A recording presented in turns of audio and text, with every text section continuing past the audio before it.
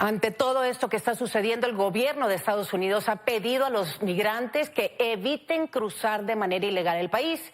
Para hablar sobre el tema, tenemos al experto en la relación de México y Estados Unidos, Enrique Perret. Te saludo como siempre, Enrique, con el gusto de que estés con nosotros.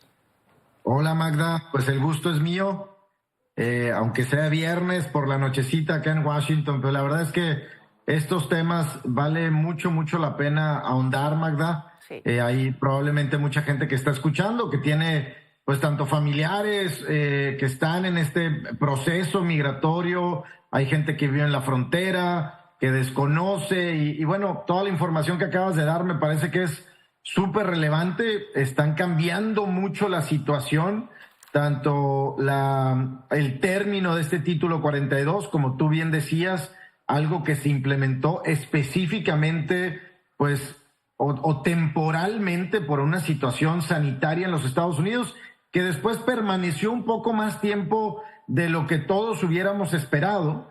Entra por el COVID, pero después, y es parte también, me parece, Magda, hay que decirlo, parte pues de toda esta movilidad de personas que por mucho tiempo, durante la campaña incluso del presidente Biden, se habló de levantar este título 42, de eliminarlo. Y bueno, después se fue postergando y postergando hasta el día de hoy. Hoy viernes 12, pues termina la vigencia de ese título que restringía la entrada y bueno, pues se tiene que implementar o se implementa por parte de los Estados Unidos este título 8 que representa pues otros temas legales, ¿no? Y es bien importante que todo migrante o todo aquel que está pensando por muchas razones, hay muchos factores para la migración, puede ser desde persecución en sus países, puede ser pobreza, puede ser temas de cambio climático, hay muchas razones por las que las personas, familias deciden migrar, lo cual representa un riesgo enorme para sus vidas y sus familias. Aún así lo toman, puesto que el riesgo de quedarse en su lugar de origen es mayor, Magda, y eso creo que nos corresponde a todos los que estamos, no estigmatizar al migrante, sino más bien entender muchos de los factores que llevan a estas personas a migrar y entendiendo eso y siendo empáticos con ellos, pues tratar de ayudar lo más posible, ¿no? Así es, Enrique. Mencionas algo de lo cual hemos estado hablando aquí en este espacio durante muchos días. Nos parece tan ajeno a los pobladores regulares de cualquier país, la movilidad de las personas, que muchas veces no tenemos esta empatía. Pero aquí nos hemos dado la tarea de ver la situación a lo que se enfrentan estas personas por tener que salir de sus países de origen para buscar una mejor oportunidad. Se enfrentan muchas veces a la pobreza, al hambre, a la enfermedad, en otras ocasiones a la violencia, a la delincuencia, y en nuestro país, en territorio mexicano, nos consta, se han enfrentado hasta a las autoridades. Es por eso que se rechazaba desde la ciudadanía la aplicación del título 42. Sin embargo, pues era en aras de proteger a la población por la pandemia y proteger también a los propios migrantes, porque en la movilidad, obviamente, pues el virus se pudo haber sido más expuesto. Pero ahora, el título 8 del cual nos hablas, pues al parecer recrudece las medidas, no porque sea inventado, esto ya existía, sino porque probablemente aquí es donde los migrantes están encontrando que se reducen mucho las posibilidades de poder enfrentar a las autoridades de Estados Unidos con la positividad de una oportunidad, es decir, que logren la oportunidad de ser asilados políticos. ¿Qué significa esto, considerando que ha crecido mucho la movilidad de las personas desde territorios de países centroamericanos y países sudamericanos, Enrique?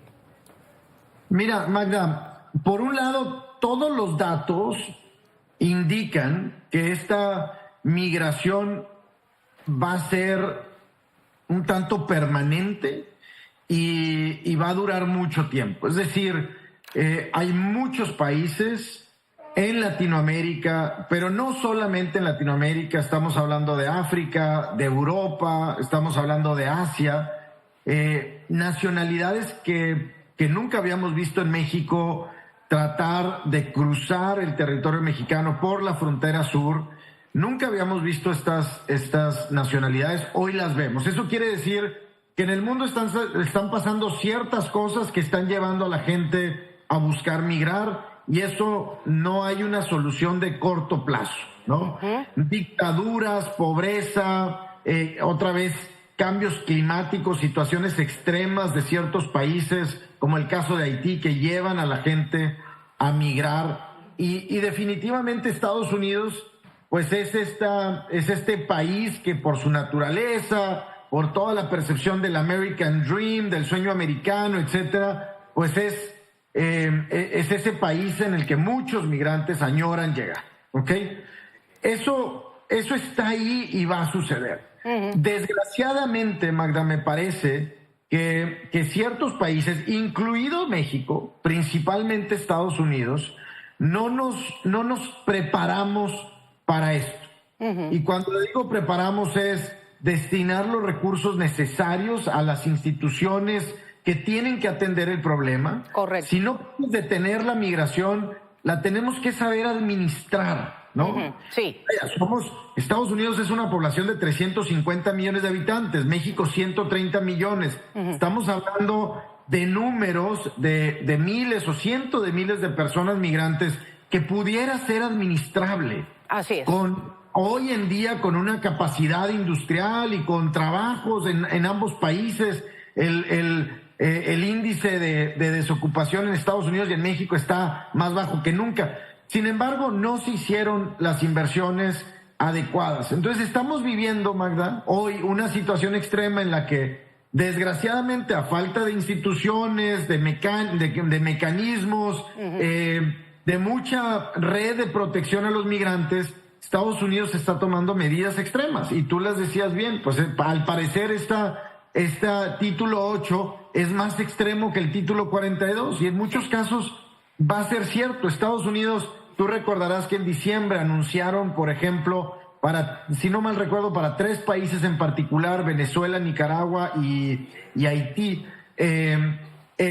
un mecanismo que decían: no te presentes en la frontera físicamente, solicita trabajo desde tu ciudad de origen, país de origen, y vamos a dar 60,000 visas de trabajo para venezolanos, 30,000 para haitianos, 30,000 para nicaragüenses, porque reconocemos que están pasando por un mal momento en esos países. Correcto. Y entonces un sponsor en los Estados Unidos podía solicitar a una persona, 2 personas para que vinieran a trabajar.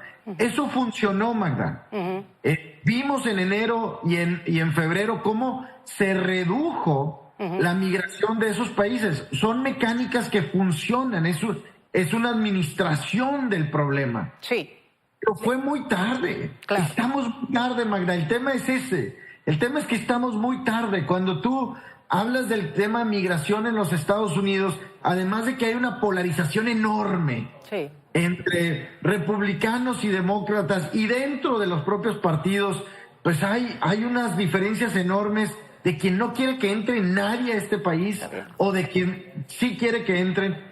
Hay una polarización enorme y tenemos atorados una reforma migratoria muy amplia en Estados Unidos desde hace muchos años. La última reforma migratoria realmente comprensible en los Estados Unidos fue con Ronald Reagan. Exacto. En el 86. Exacto, Entonces, Enrique, y le das al clavo. Efectivamente, cambiaron las reglas, es un nuevo orden que se necesita, pero con la polarización entre los dos partidos, pues los demócratas quieren hacer la ley migratoria desde que están en el poder, y es el Congreso el que les niega, y hemos visto esto una y otra vez. Enrique, es un tema que vamos a seguir tratando, lo hemos hecho durante muchas semanas en este espacio. ¿Por qué? Precisamente para desinhibir la no empatía de los ciudadanos y de las autoridades. Hay mucho que ordenar y es una cuestión de voluntades. Así que si te parece la dejamos, pero el próximo viernes seguimos hablando del tema. Por supuesto, un tema que da para mucho. Sin duda. Muchas gracias a todos ustedes por escucharnos. Al contrario, Enrique, y un saludo hasta Washington. Buenas noches por allá. Buenas noches. Gracias.